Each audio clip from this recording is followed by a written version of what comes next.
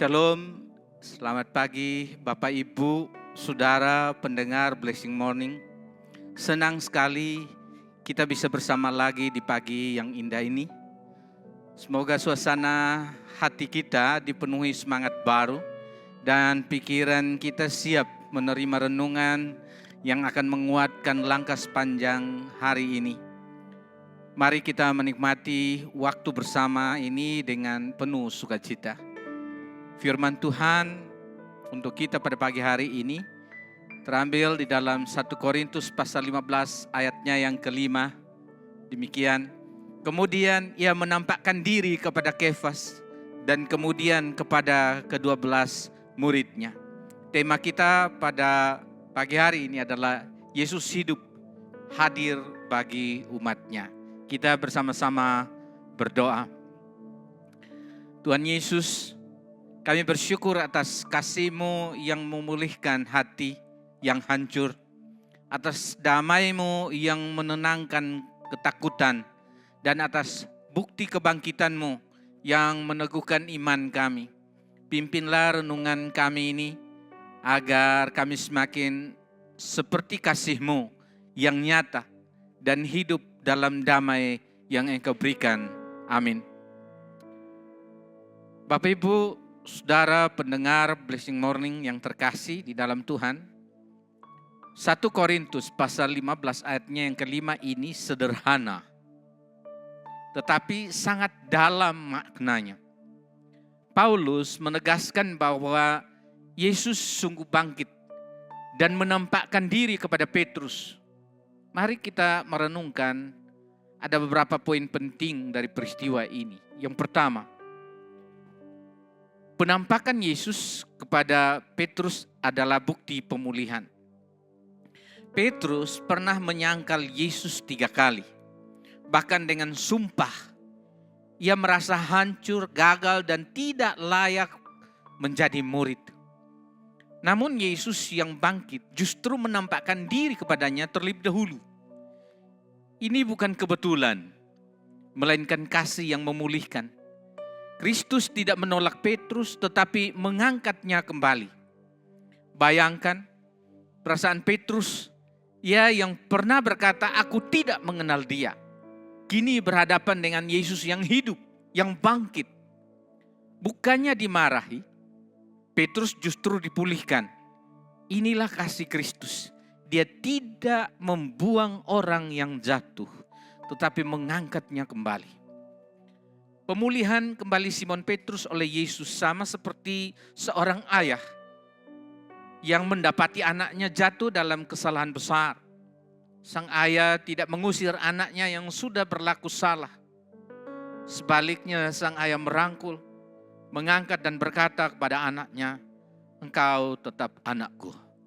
Demikianlah Yesus kepada Petrus. Kita pun seringkali gagal, jatuh dalam dosa, merasa tidak layak. Tetapi kebangkitan Kristus adalah bukti bahwa kita tidak ditinggalkan. Dia hadir untuk memulihkan kita. Karena itu segera datang pada Tuhan, karena Dia pasti merangkul, mengangkat dan berkata kepada kita, "Engkau tetap anakku." Hal yang kedua, penampakan Yesus meneguhkan iman yang goyah. Petrus dan murid-murid lain sempat kehilangan harapan setelah Yesus mati. Mereka bingung, takut, dan merasa semua perjuangan sia-sia. Tetapi ketika Yesus menampakkan diri, iman mereka diteguhkan kembali. Kebangkitan Kristus mengubah ketakutan menjadi keberanian. Bayangkan seorang tentara yang kehilangan komandan di medan perang. Tentu anak buahnya merasa putus asa. Tetapi ketika komandan itu kembali hidup, semua anak buahnya semangat. Demikianlah murid-murid ketika melihat Yesus hidup. Kita pun sering mengalami masa iman yang goyah. Doa terasa hampa, pelayanan terasa berat, hidup penuh tantangan. Tetapi kebangkitan Kristus meneguhkan iman kita bahwa Ia sungguh hidup dan menyertai kita. Hal yang ketiga yang bisa kita dapat pelajari dari 1 Korintus pasal 15 ayatnya yang kelima adalah penampakan Yesus adalah pengalaman pribadi. Yesus tidak hanya menampakkan diri secara umum, tetapi secara pribadi kepada Petrus. Ini menunjukkan bahwa kebangkitan Kristus bukan hanya fakta sejarah, tetapi juga pengalaman pribadi setiap orang percaya. Kristus ingin hadir dalam hidup kita secara nyata, meneguhkan iman kita, memulihkan luka batin kita, dan memberi harapan baru. Kebangkitan Kristus bukan hanya untuk orang banyak, tetapi untuk setiap pribadi. Dia hadir bagi Petrus, dia hadir juga untuk para murid, dia hadir bagi Paulus, dan Yesus juga hadir bagi kita. Kebangkitan Kristus adalah pengalaman pribadi yang mengubah hidup.